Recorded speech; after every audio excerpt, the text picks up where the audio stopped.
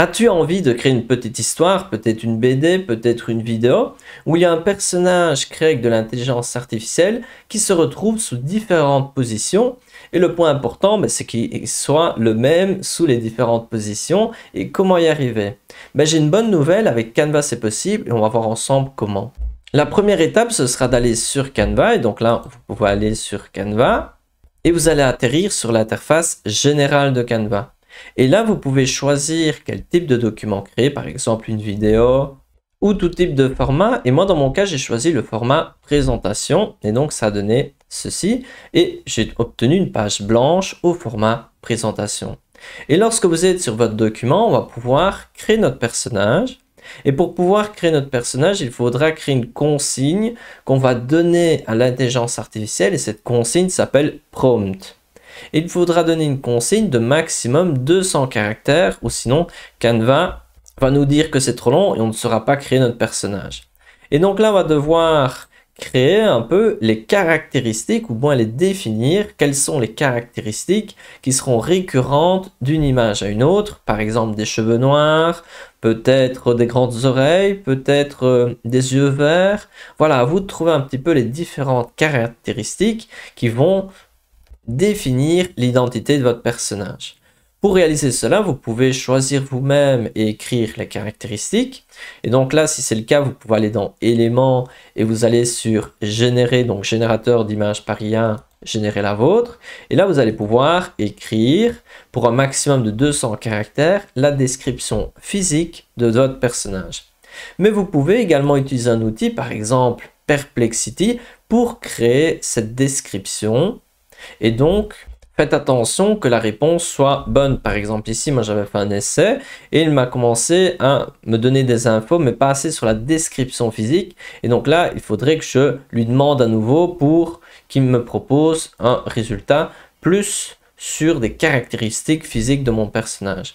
Prenons un exemple. Moi, je vais aller dans éléments, générer la vôtre et je vais écrire les caractéristiques de mon personnage et je vais écrire. Par exemple, là, moi, j'ai écrit « Un jeune homme nommé Paolo, des cheveux noirs, qui répare des drones, des grandes oreilles et un bonnet mauve. » Donc, ce n'est pas très français, mais ce qui est important, c'est qu'ils comprennent que là, le personnage répare des drones, il a des grandes oreilles, il a un bonnet mauve, possède une grande chemise. Après, voilà, une chemise mauve, jaune. Donc, toutes ces caractéristiques, c'est à vous de les écrire au mieux. Et ensuite, on va pouvoir choisir un style pour notre illustration. Donc, soit vous recherchez parmi ces styles présents ici. Moi, par exemple, je vais prendre manga. Mais il est aussi possible d'aller dans illustration et vous choisissez parmi un des styles de l'illustration. Lorsque vous avez défini tout ça, vous allez pouvoir cliquer sur générer une image. Et voilà, on peut voir qu'il y a 4 versions de notre personnage. Celle-ci, sincèrement, elle est quand même bien sympathique. Regardez ici, nous avons donc notre personnage. Regardons un petit peu, donc je retourne dans éléments, générer la vôtre. Il y a quand même celle-ci qui est quand même tout à fait en phase avec la première. Ensuite, si je vais dans éléments, il y a également, en soi les 4 sont tout à fait utilisables, donc ça c'est quand même chouette. Et donc je vais les ajouter toutes les 4, comme ça je ne les perds pas. Mais en plus de cela, il y a une chose qui est intéressante à connaître, c'est que si vous allez donc dans éléments, générer la vôtre, la meilleure des cas, vous pouvez par exemple appuyer sur les 3 petits points, et là vous pouvez générer plus de contenu similaire. Hop!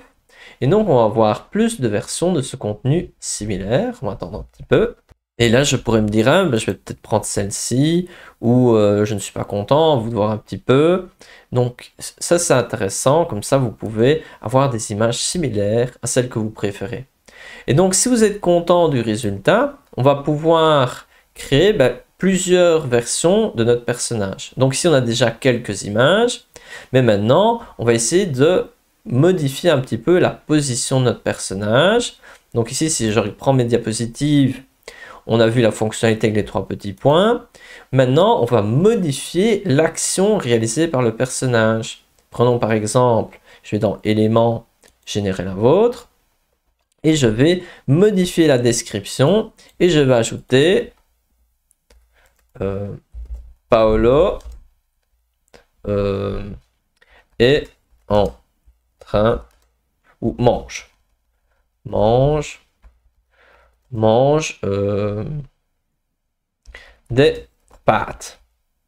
Voilà, et j'appuie sur générer à nouveau. Et donc là, gardez bien le même style. Donc moi, je garde manga, parce que voilà, ici, j'étais inspiré de prendre le style manga. Et donc là, on va pouvoir prendre le même personnage avec les mêmes caractéristiques et on va modifier les actions. Par exemple, là, il est en train de manger des pâtes. Donc ici, à chaque fois, je perds la page. Et je pourrais choisir celle qui me semble la plus similaire. Par exemple, celle-ci. Et donc là, vous pouvez bien évidemment, comme avant, appuyer sur les 3 petits points pour générer du contenu similaire et trouver la meilleure pour vous. Et plus votre description sera bien détaillée, plus les résultats seront similaires et crédibles. Donc ici, je pourrais rajouter celle-là et à vous de voir un petit peu quelle image vous semble la plus adaptée pour votre histoire. Donc, un premier point intéressant, c'est modifier les actions de votre personnage. Un deuxième point intéressant, c'est modifier le contexte. Donc, ça peut être intéressant de modifier le contexte, même si ce n'est pas totalement obligatoire, car vous pouvez, si vous voulez, effacer l'arrière-plan avec Canva.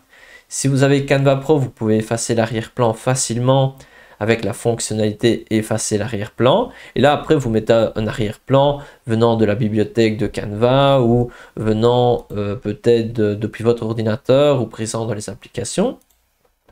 Mais sinon, si vous n'avez pas Canva Pro, vous pouvez effacer l'arrière-plan avec l'application.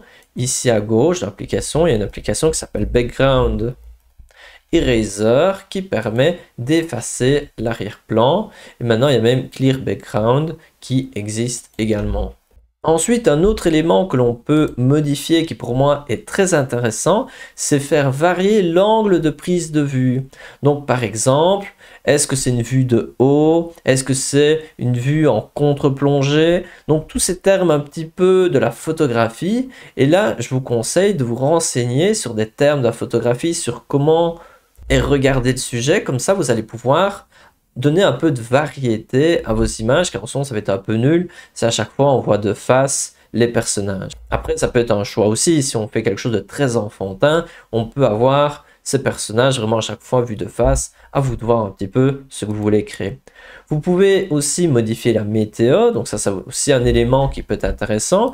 Et vous pouvez aussi modifier la lumière ambiante. Par exemple, est-ce que c'est l'aube? Est-ce que c'est le coucher de soleil? Est-ce que c'est plutôt la nuit? Et à chaque fois, la lumière sur les personnages sera différente. Et ça peut être un point intéressant à modifier. Ensuite, un élément important qui me semble important de notifier, c'est que si vous écrivez quelque chose dans la description qui ne respecte pas la conformité des politiques de Canva, ce ne sera pas possible de le générer. Imaginons que vous voulez faire quelque chose vraiment axé médicaments et tout ça, Canva va vous bloquer. Si vous voulez faire quelque chose, je sais pas, des personnages nus, il ne voudra pas. Donc il y a tout un tas d'éléments qu'on ne peut pas créer, car Canva nous protège de créer des choses qui sont sur des sujets sensibles, on va dire. Ensuite, lorsque vous avez créé vos personnages, il ne faut pas se dire « Ah, le personnage, après, je ne peux plus le changer. » Vous pouvez tout à fait le changer. Prenons ici l'exemple. Là, le personnage à gauche, il a une boucle d'oreille. Et là, il n'a plus de boucle d'oreille. Car lorsque vous avez créé votre personnage, s'il y a des petites erreurs, il faudra peut-être cliquer dessus. Et ensuite, vous allez appuyer sur « Éditer ».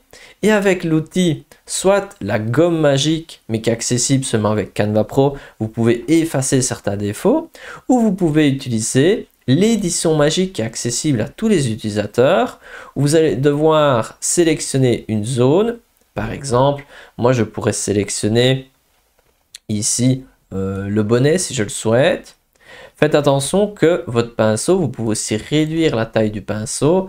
À vous de voir, ici c'est un peu exagéré. Donc je vais effacer et je vais sélectionner peut-être à nouveau le bonnet, mais peut-être de manière un peu plus réfléchie, par exemple comme ceci. Lorsque vous avez bien défini la zone à sélectionner, par exemple les yeux, ça peut être simplement les yeux. Là après j'ai fait l'exemple où j'ai modifié les yeux. Ici je vais vous montrer qu'il y a moyen de très bien faire ça. Prenons ici. Si j'agrandis un peu, à gauche, les yeux sont bruns et là, les yeux sont bleus. Donc, vous allez pouvoir le faire avec l'édition magique. Vous sélectionnez, éditer, vous prenez donc l'outil édition magique et vous sélectionnez la zone correspondante. Donc ici, dans ce cas-ci, ben, c'est les yeux. Et ensuite, vous mettez dans la description des yeux bleus. Et vous pouvez obtenir le même résultat que moi, des yeux bleus. Donc voilà, vous allez pouvoir retoucher les petites erreurs, soit avec l'édition magique ou avec la gomme magique si vous avez Canva Pro. Comme ça, vous gommez les petites erreurs.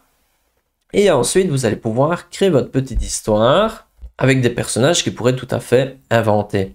Fait important à remarquer, c'est que vous avez un nombre d'utilisations limité si vous n'avez pas Canva Pro de cet outil qui s'appelle Média Magique. Si vous avez Canva Pro, vous avez un nombre d'utilisations très important, vous ne serez pas du tout limité, donc ça c'est à savoir. Mais ce concept de pouvoir créer des personnages et ensuite de les avoir sous différentes situations, vous pouvez aussi le réaliser avec un autre outil. Canva, c'est juste un exemple. L'avantage de Canva, c'est qu'après, vous pouvez retoucher facilement, vous pouvez utiliser les modèles, vous pouvez utiliser les éléments, donc vous avez pas mal d'outils supplémentaires à utiliser. J'aimerais bien terminer la vidéo avec quelque chose que ici par exemple on voit ces personnages et ils sont très similaires les uns des autres. On pourrait créer une petite histoire avec cela. Mais fait important à remarquer, ils ne sont pas créés avec l'intelligence artificielle, car pour créer un personnage qu'on voit dans plusieurs situations, il n'y a pas que l'intelligence artificielle qui existe, il y a une autre méthode. Donc pour réaliser ce genre de choses, vous pouvez aller dans éléments et vous recherchez un personnage dans la thématique que vous souhaitez. Par exemple, moi j'avais mis Coloring Book. Coloring Book. Et là, j'avais trouvé des illustrations qui me plaisaient. Par exemple, ici, le petit chat. Et lorsqu'on trouve une illustration, on peut voir qu'il y a 3 petits points. Et on sait voir qui est l'auteur de ces illustrations, ou du moins, qui a publié ces illustrations sur la bibliothèque. Et donc ici, dans ce cas-ci, c'est iBrainify. Et là, vous allez pouvoir rechercher parmi toutes les créations de cette personne-là. Et de manière générale, quand une personne crée un sujet, elle le crée parfois sur plusieurs situations. Et ici, dans ce cas-ci, j'avais trouvé le chat sympathique. Alors, j'avais appuyé à nouveau sur les 3 petits points. Et j'avais vu qu'il y avait le mot-clé Kitty.